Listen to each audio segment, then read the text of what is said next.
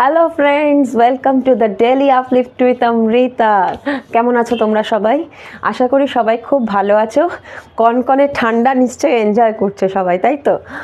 সত্যি কথা বলতে কি, আমার কিন্তু ভীষণ ঠান্ডা লাগছে। যাই হোক, কদিন ভিডিও বানানো হয়নি, আজকে চটজলদি কয়েকটা ফিট থাকার রেসিপি দেখাবো। চলো, ফার্স্ট যেটা করবে, হপিং, দুটো পা একসাথে, রাইট লেফট,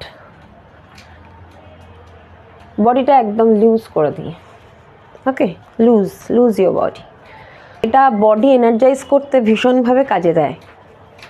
ওকে, 1 নম্বর গেল।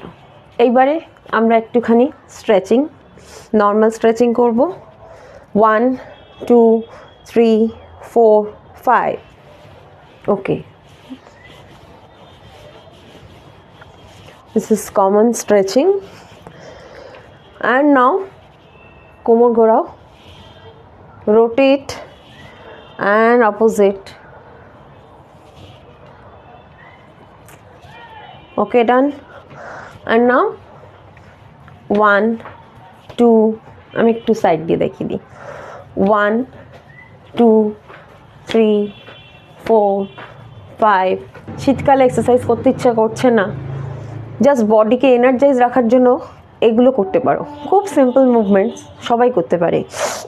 1 2 3 4 5 6 7 8 9 10। ইজি।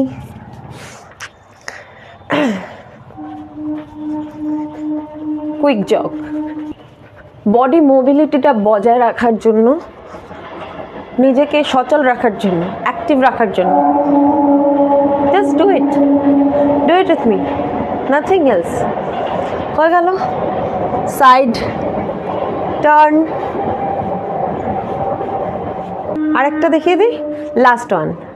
1 2 3 4 5, opposite side. 1 2 3 4 5, ডান।